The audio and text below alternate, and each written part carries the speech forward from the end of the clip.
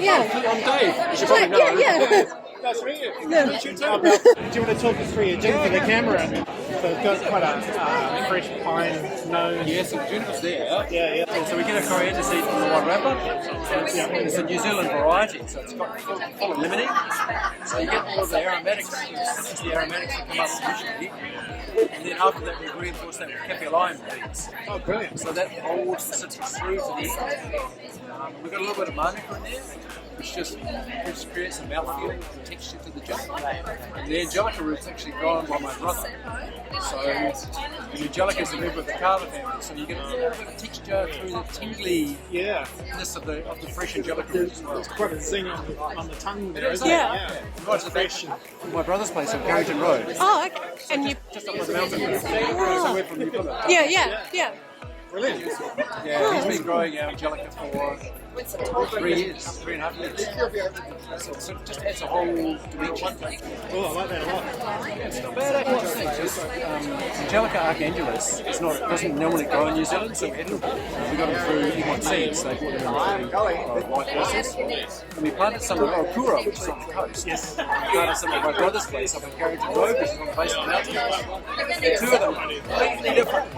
So there's a whole terroir effect that occurs, you know, like they do with grapes. We can actually mix and match the two different roots to create a gin flavour and texture. It's really cool, actually. Yeah. Absolutely. Because you guys do some interesting seasonal ones as well, don't you? Yeah. Every 3 months we go foraging. Well, in fact, people bring stuff to us now. Yeah. But we go foraging and then we've got a little still Jenny, R&D still. And we just put flavours together and see how they mix and match. Yeah. And also see how to prepare the ingredients, because some of them have got to be dried and some of them have got to be cut and all sorts of things. A bit of tweaking and. You've got to learn how to get the best flavour from it. We started with a little 2.5, but we found that was too small. So we've gone to a 10 litres, which is our research development stuff. We've done close to 500 distillations on here in 4 years. We know you bottle when there's What's the gin doing? just practicing playing and seeing how they work. Proper stuff. That's So cool. just out of curiosity, do you make your own neutral? Spirit? Of course, no, we buy them. Are you getting it from? We're expanding our distillery right now, so we're just a distillery. Yeah.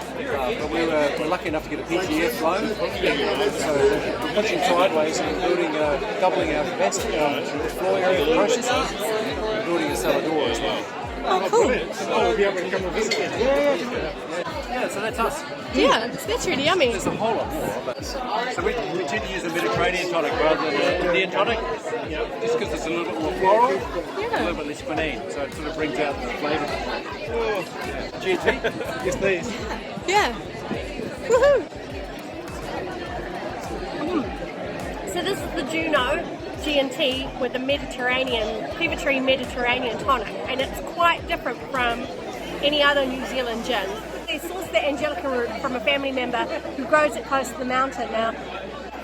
So growing it close to Mount Taranaki means that it would have more volcanic soil, which would change the type or the taste flavour of the angelica root. And you can definitely tell there is a different taste to this gin, and it's quite fresh, and it's more peppery. They use kaffir lime, as well as angelica root and coriander seed.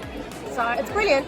They do seasonal packs of gins, so they'll do a spring gin and a summer gin, and they use basically botanicals that grow best in that time of year, and they prepare them in a 10 litre still they call Jenny.